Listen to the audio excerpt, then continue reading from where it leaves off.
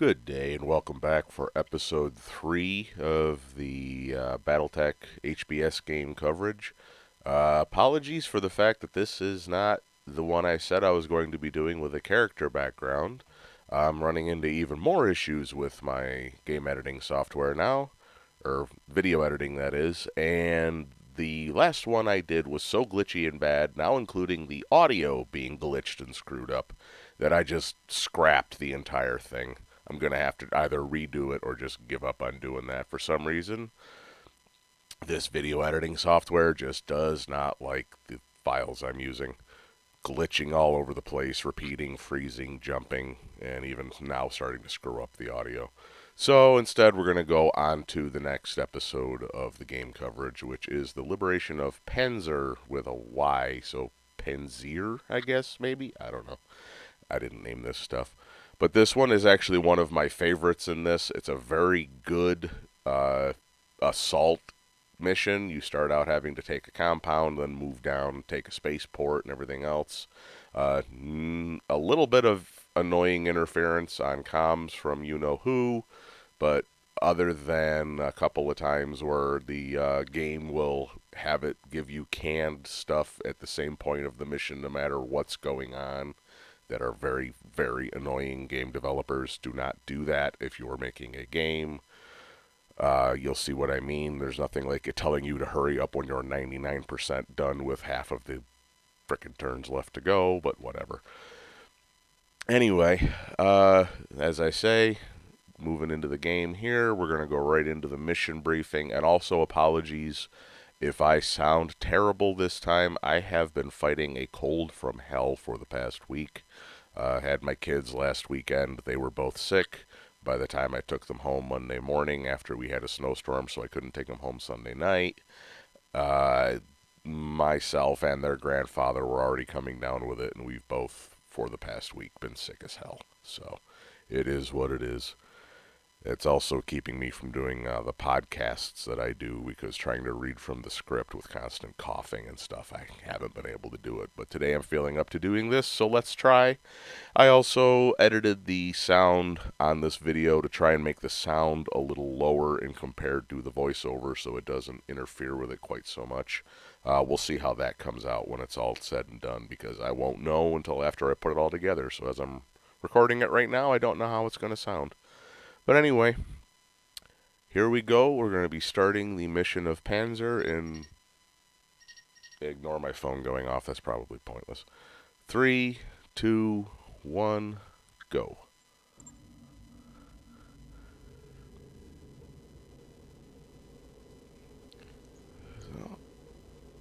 As you get there, the battle is already ongoing. What you're supposed to do is come in and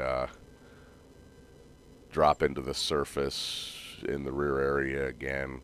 Basically, you don't really take part in any of the main battles of this. You're always on the peripheral, striking a target of value, hitting something that they're distracting them from, things like that.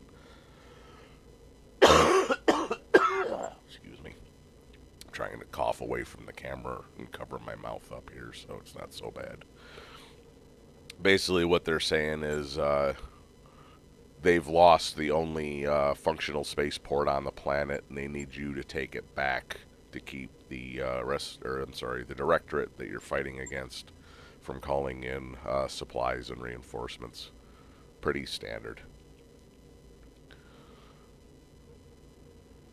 And also, you're finding out that there has been a chemical attack on the planet Perdition, which is a planet in the Taurian Concordat, which is another one of the major periphery powers. Doesn't sound like it should really have too much to do with you, but as you will find out, going forward, that the Taurian Concordat is actually quite important to this story. In the context of the game universe and the story here, several of the worlds of the Aurigan Reach here were in the past part of the Taurian Concordat, which the Aurigans border.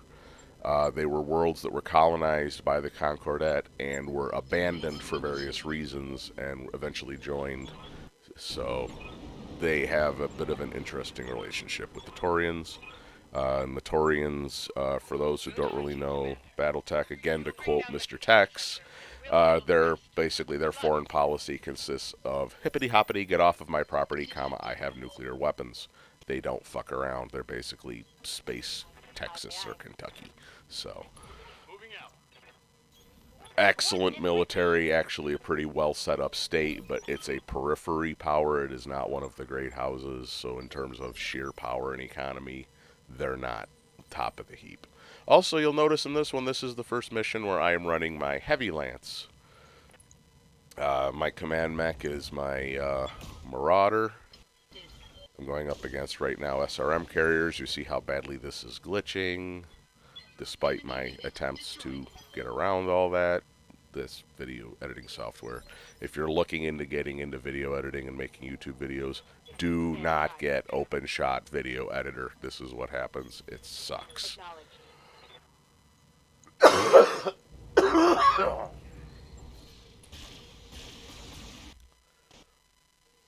I'm taking these out first. If you've never played this game and are wondering why I'm going after those vehicles specifically, SRM and LRM carriers are basically the in-game equivalent of a modern MLRS, multiple launch rocket system, or mobile launch rocket system, depending on what abbreviation you're going with.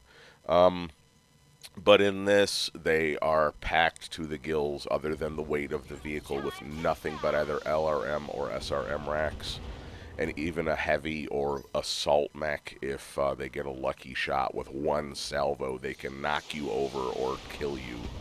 So you need to take them out ASAP before they can get into range.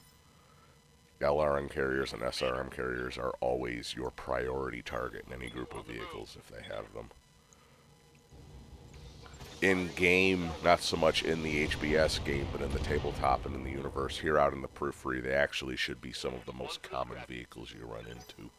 I understand why they're not the way they set the game up, but they really should be. They're cheap, effective, and relatively easy to field. Basically, you just take any tracked vehicle and put a box full of missiles on the top of it is really all they are. They're not any kind of like dedicated main battle tank or anything like that. Once I take these vehicles out, a special forces team can move in and take over the command center that we're in here. So they take over the turrets, which makes things much easier going forward. Gives you spotting and line of sight on all of the enemy vehicles and mechs, and lets you call weapons fire down on them. Gives you weapons locks, things like that. There aren't a lot of missions where you get the turrets on your side. They're pretty helpful when you do. You'll see in this one the turrets can actually be very effective on your side.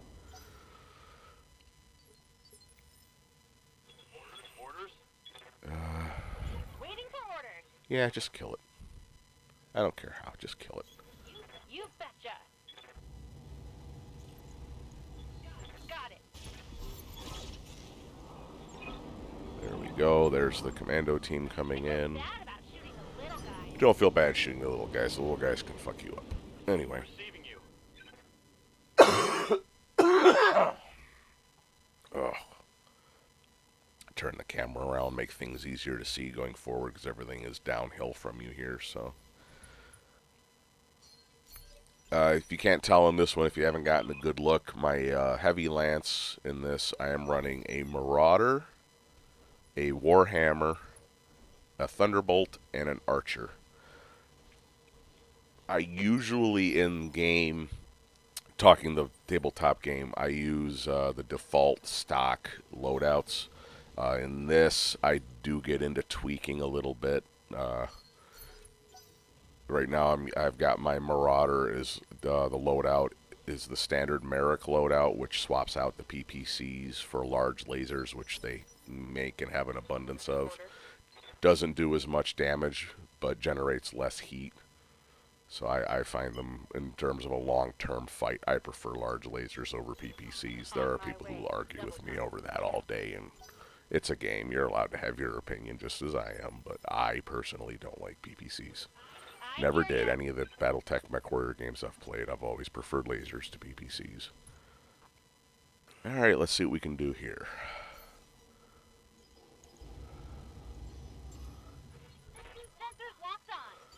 If I remember right, we take that Jenner out first and fuck shit up pretty good after that.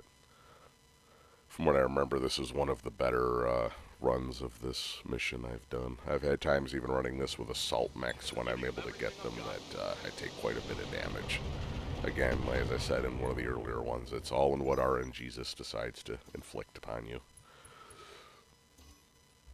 Trebuchet, Centurion, Jenner. I think, yeah, that one over in the trees is a Panther.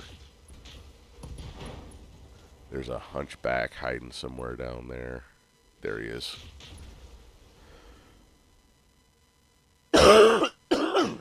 Sorry. I sound like a 75-year-old chain smoker right now.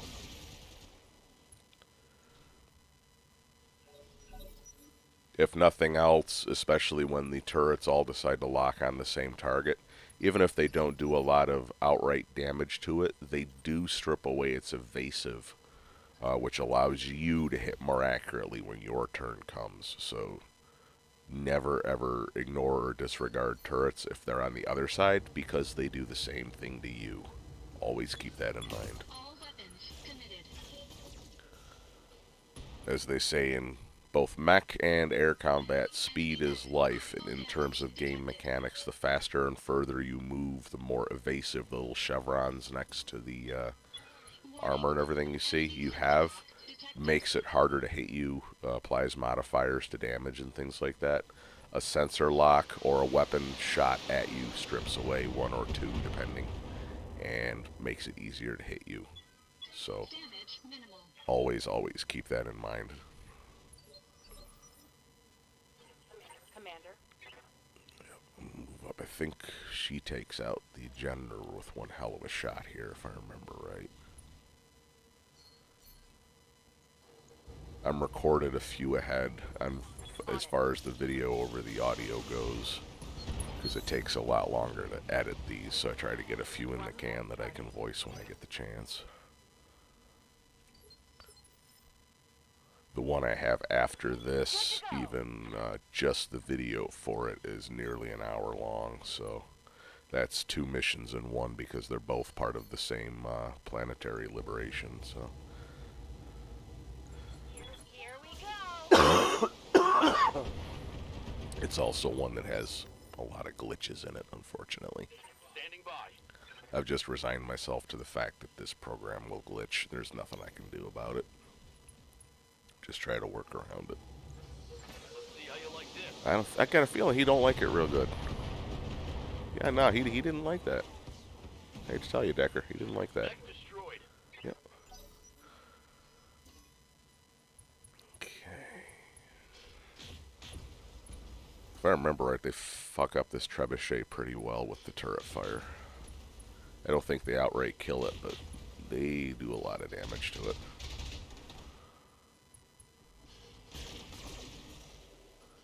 Yeah.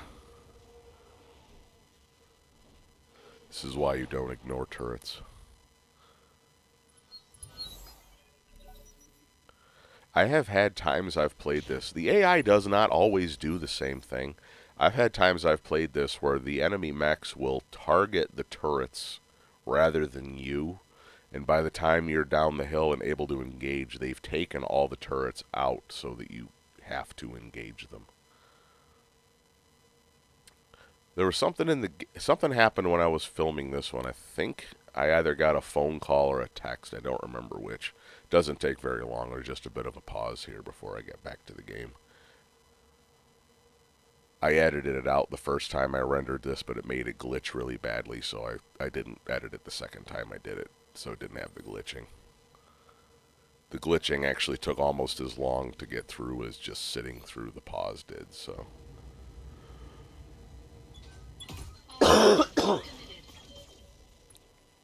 Ooh, head hit, pilot injured.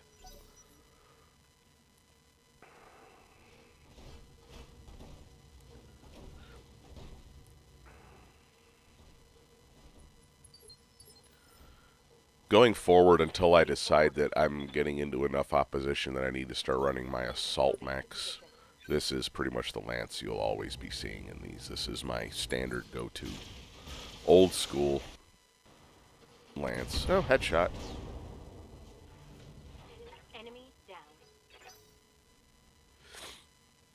I love headshots. They're so efficient.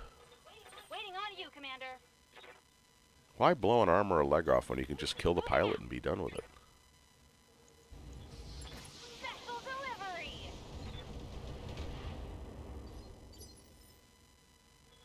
What's up, boss? What's up is I need you to do some murdering.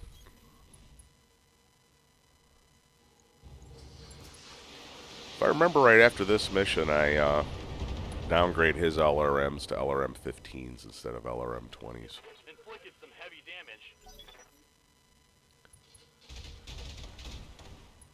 And just as a quick little in-universe lore note, if you are more familiar with the old MechWarrior games, MechWarrior 3 and 4 especially, and that Archer looks familiar, but you've never actually heard of an Archer. Archer is one of the ones that was one of the old school mechs in the game. Same with the Warhammer and the Marauder. That were what became known as unseen because they were copied from a pre-existing IP. So for quite a long time they could be talked about but not shown. You know, the name and the actual, battle mech itself was not copyrighted, but the images they used for it were. But several of them were modified and used as inspiration for other mechs that looked similar. What was the joke in Futurama? We resemble but are legally distinct from the Lollipop Guild. Basically the same thing. The Archer inspired the Vulture / Mad Dog that is basically the exact same niche, but a clan mech. It's got the shoulder-mounted LRMs, the arms that stick out with the lasers and everything else, that hunched over torso with the front-mounted cockpit and everything else. In the years since, as you see that we now have them again, these mechs are now able to be used. The Marauder is the big one. That was like the poster boy of BattleTech, the Marauder and the Warhammer, before they could no longer be used. That position was taken largely in later years by the Mad Cat Timberwolf, which is now the standard poster boy for BattleTech. Receiving you. And of course the assault mech everybody knows, the Atlas. But I copy.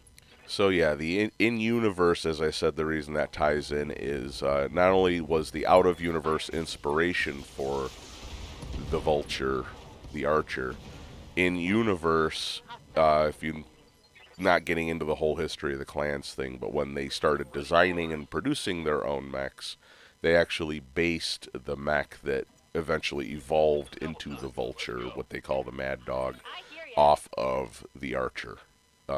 Actually the Royal Star League version of the Archer. So there's a reason it has a similar weapons loadout and looks similar, is in-game it is actually based on this ancient mech. For a while in the fiction, the Archer, the Marauder, the Warhammer, and the Thunderbolt all became, excuse me, relatively scarce. Since they've become usable again, they've become much more common again, thankfully. Going full throttle. Marauder and the Warhammer are two of my all-time Waiting favorites, for orders. along with the Rifleman, which, again, was also an unseen for a Good to while. go. What do I end up doing here? I think, yeah, Sprinting. get eyes on the target that we have to take out. Standing by.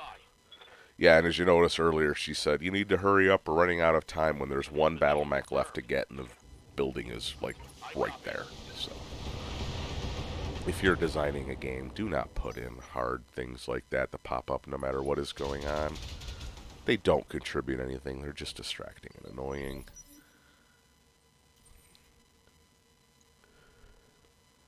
Unless they're meant to show that she's absolutely useless as a commander, in which case it works.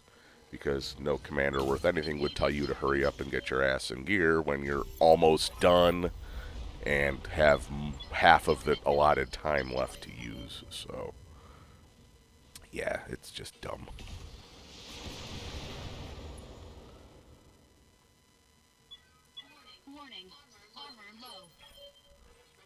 for orders. We could pull back to the little withdrawal area there, but we only have one mech left to take out, so I figure, why bother? Once you take out all the mechs, the mission automatically ends, so why pull back? If you see it, kill it. That hit something good. Orders? I think he takes it Moving to out. position. Got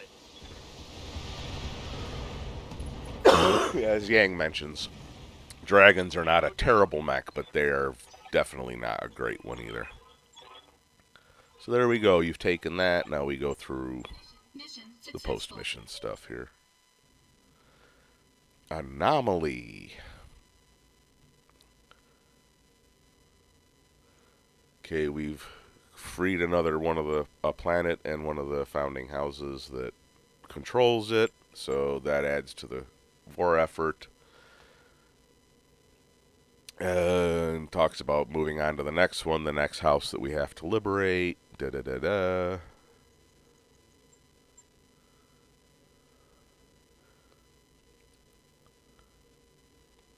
I'm not going to continue trying to read these like I did in the first one. It just takes too long.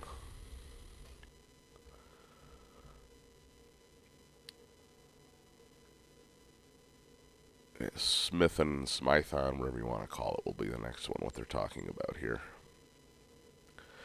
And they're talking here about, they're mentioning the fact that for a periphery state, the Aurigan Directorate seems to have an awful lot of resources, especially mechs that it should not have. It mentions here that his daughter uses a mech that should only be available in the Draconis Combine. You will see that in the second part of the upcoming mission.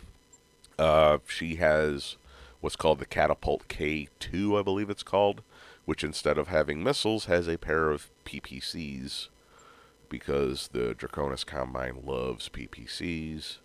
I'm more of an autocannon and large laser guy, but whatever. And now they're talking about they have found something in the drives that is the like hard drives of the Argo, the ship you're on, that should not be there. That is some kind of encoded information that they're going to have to try to crack. And it just happens coincidentally, quote unquote, that the next house you're going for to try to liberate, they have access to decoding technology. What a wonderful bit of crappy writing. Yeah, but whatever, it advances the plot.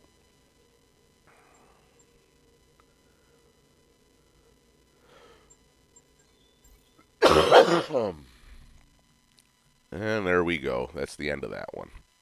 So, not a lot other than an interesting battle in that one. It does advance the plot as far as you have brought up another planet that can now be used, more resources, less places to have to worry about. The next one you do is what really starts to advance the overall plot. You both unlock what it's talking about with the information there, or at least start to, as well as find out a little bit more what's going on behind the scenes with the Directorate. So, I will leave this one off here. We will get this in the can, edited, spliced, and put together and put up on YouTube, hopefully by the end of the day today, if not tomorrow. And then I'll start in on the next one since I already have the video for that, and that is going to be very long. It's going to be probably over an hour. So, thanks for watching. Have a good day. And if you have watched any of these and noticed, I have changed how I'm uploading them. I didn't understand the YouTube settings. I did not deliberately set them to have no comments available.